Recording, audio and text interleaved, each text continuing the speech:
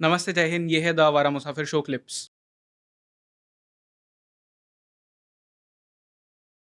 हम राम जी की बात कर रहे थे। एक एस्पेक्ट है राम जी का जो मुझे सामने लाना था इस पॉडकास्ट के थ्रू, वो था हस्बैंड का एस्पेक्ट। राम जी और सीता माँ, one of the purest love stories जो भारतीय इतिहास में देखी गई है, पूरे वर्ल्ड हिस्ट्री में देखी गई है। इस रोमांस के बारे में बताइए कि मतलब कोई इंस्टेंस है जो स्पेशली श्रीलंका से आपको पता चला हो या इस ट्रैवल के दौरान आपको पता चला हो।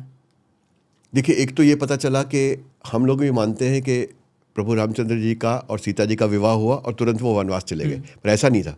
वो 12 साल तक वो अयोध्या में रहे थे, क्योंकि वो तो बालक के रूप में उनका विवाह हुआ था। और जब वो वनवास गए तो उस समय तो वो उत्तराधिकारी घोषित होने वाले थे, मतलब युवा हो चुके थे। तो वो 12 साल उन्होंने इकट्ठे वहाँ बिताए हैं। तो अयोध्या में कनक महल एक महल है जो माता सीता को कैकेयी माता ने दिया था जब वो ब्याह कर आई थी। तो और वो कहा जाता है कि उसमें अब भी वो विलास करते हैं। अच्छा। अब भी वो रहते हैं। तो वहाँ के जो संप्रदाय है जो पूजा अर्चना वहाँ करता है, वो मानता है कि अगर आपका हृदय प्योर होगा तो आज की तारीख में भी आप जब इस मंदिर में के सबसे अंदर के भाग में जाएंगे तो वहाँ पे आपको प्रभु रामचंद्र जी का दर्शन हो सकता है। और उस दर्शन के लिए वो हमेशा पूजा अर्चना करते हैं ताकि हमारे हृदय में इतनी शुद्धि आए कि हम जाकर दर्शन कर सकें। और वो अपने आप को केवल राम के सेवकों के फैमिली के जनरेशन के मानते हैं कि उस समय जो सेवक थे उनके, जो उनकी सेवा करते थे, हम उनके परिवारों से हैं, ऐसा मान के वो संप्रदाय चलता है ना। तो ये प्रेम कहानी एक है कि वहाँ पे उनके प्रेम कहानी के बारे में बहुत सारे डिस्क्रिप्शंस उस मंदिर में आपको सुनने को मिलते हैं। बाकी सबसे बड़ी प्रेम कहानी इससे ज़्यादा क्या हो सकती है कि प्रभु रामचंद्र जी जब वन में जा रहे थे तो सीता माता के पास ये ऑप्शन था कि वो रह जाती, और प्रभु रामचंद्र जी ने बहुत बार उनसे कहा भी कि आप रहिए, कि आप रह जाइए, आप जंगल का जो मुश्किल जीवन है वो आप सहन नहीं कर पाएंगी। तो वो फिर भी उनके साथ गई। जब मारीच सुवर्ण मृग, कंचन मृग के रूप में नासिक पंचवटी आया और सीता मैया का मन किया कि वो जाकर उससे उसकी काया को लें या उसको पाल लें या उसको मारकर उसकी स्किन को लें, ऐसा जो भी उनकी इच्छा व्यक्त हुई। दोनों अलग अलग वर्जन्स हैं इसके। उन्होंने कहा कि हम इसे अपने साथ अयोध्या ले जाएंगे, अपने पास पालेंगे। ये जब हुआ तो उसमें लक्ष्मण जी ने रामचंद्र जी को कहा था, और रामचंद्र जी तो सर्वज्ञाता थे, वो जानते भी थे कि ये कौन है। लक्ष्मण जी ने कहा कि अगर इतना सुंदर मृग है तो बाकी के जो जानवर हैं वन के, इससे भाग क्यों रहे? इसका उल्लेख है कि भाग रहे। क्यों भाग रहे?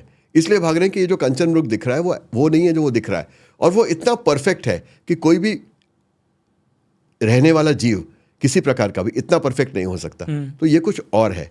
तो प्रभु रामचंद्र जी को क्या ये मालूम नहीं था, लेकिन सीता मैया की जिद थी कि मुझे यही चाहिए।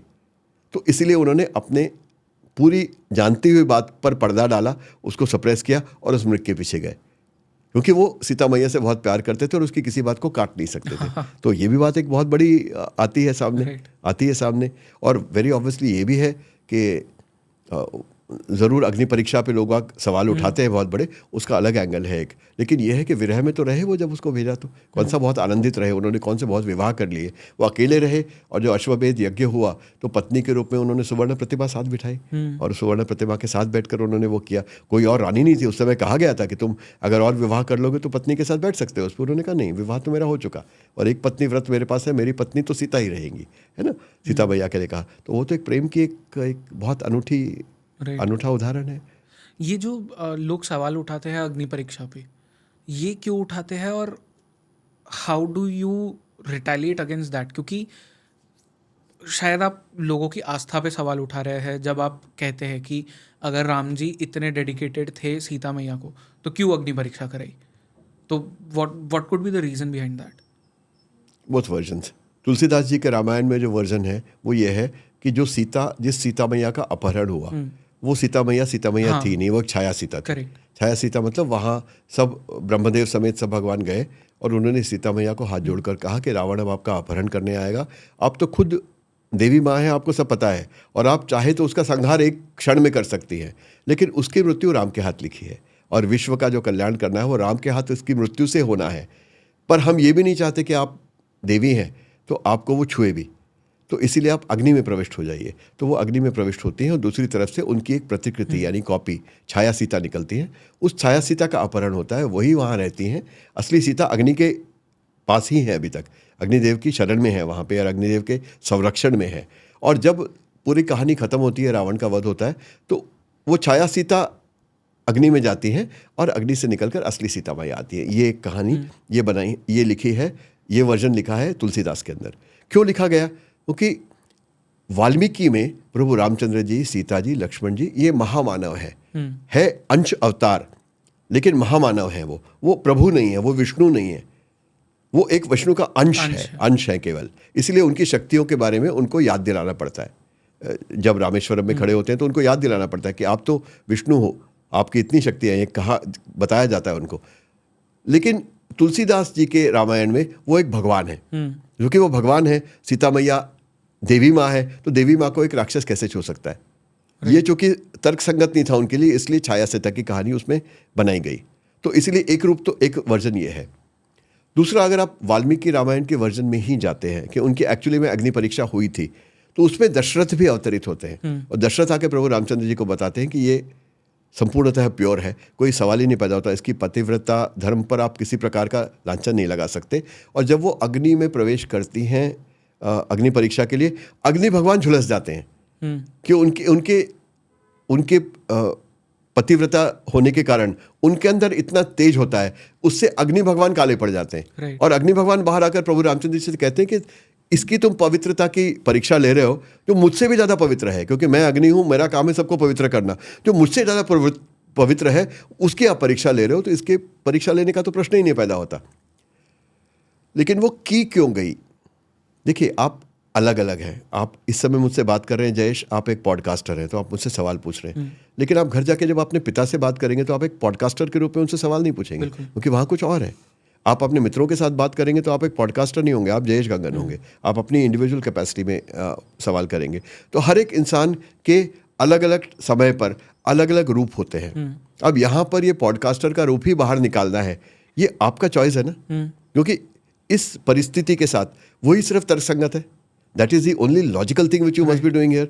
That is the part of your personality that you must bring out in order to ask me questions. You cannot be a son, you cannot be a boyfriend, you cannot be a brother, you cannot be anything at the moment, isn't it? Besides you as a podcaster. तो हर एक इंसान के अंदर अलग अलग प्रवृत्तियाँ रहती हैं और अलग अलग उनकी रिस्पॉन्सिबिलिटीज़ होती हैं, और हर रिस्पॉन्सिबिलिटी के लिए उसको एक पर्टिकुलर रूप को चुनना पड़ता है कि इस रूप में मैं इस समय प्रकट होना चाहता हूँ। और हम सारे ये करते हैं। A woman who is a teacher is also a mother, also a wife, also a sister, also a daughter. अब वो हर जगह टीचर वाला काम नहीं करती और स्कूल में जाके माँ जैसा बिहेव नहीं करती, वो अपने टीचर जैसा बिहेव करती है। तो एक ही स्त्री में पांच स्त्रियाँ वास करती हैं ना। वैसे प्रभु रामचंद्र जी में जिस तरह एक पति वास करता था, वैसे इसी तरह एक राजा भी वास करता था, एक अयोध्या के नागरिकों का संरक्षक भी वास करता था। तो ये उनको उस समय चूज करना था कि मैं अपनी पर्सनैलिटी के किस हिस्से को इस समय बाहर निकालूंगा। तो लोगों ने संशय व्यक्त किया है, तो उस संशय को हटाने के लिए अगर अग्नि परीक्षा की आवश्यकता है, तो मैं क्या अपनी पत्नी पर शक कर रहा हूँ और इसे कर रहा हूँ, तो पति के रूप में मैं बिहेव करूँ, या मैं एक राजा के और अपनी प्रजा के रक्षक के रूप में बिहेव करूं? क्योंकि मेरी प्रजा को बहुत ज़रूरी है कि जो मेरे साथ रानी के रूप में मेरे साथ बैठेगी, उसकी शुद्धता के बारे में संपूर्णतः से उनको वो आश्वस्त हों। नहीं तो अगर वो उसके बारे में सवाल उठाएंगे तो कल को मेरे बारे में भी, not as an individual, as a raja मेरे बारे में सवाल उठाएंगे। तो इन सवालों का जवाब, इनके प्रश्नों का उत्तर मिलना अत्यंत आवश्यक है। इसीलिए वो अग्नि परीक्षा के लिए मान्यता उन्होंने की और उसको माना। और जब अग्नि परीक्षा हो जाती है तब उन्होंने ये भी कहा कि मुझे तो पता था सीते, लेकिन ये करना आवश्यक था। सीता माँ समझ जाती है कि पहले नहीं। हम कहते हैं कि सीता कैसे एक राम के लिए केवल बैठी रही, जब अग्नि परीक्षा हुआ तो उन्होंने अग्नि परीक्षा भी दे दी। और वो इतनी, आजकल जो अपन फेमिनिस्ट नरेटिव लेके चलते हैं उसे बोलते हैं ऐसा कैसा हुआ, पर वैसा नहीं है। तो सीता माँ हर स्टेज पर एक बहुत पावरफुल व्यक्तित्व वाल्मीकि ने की है।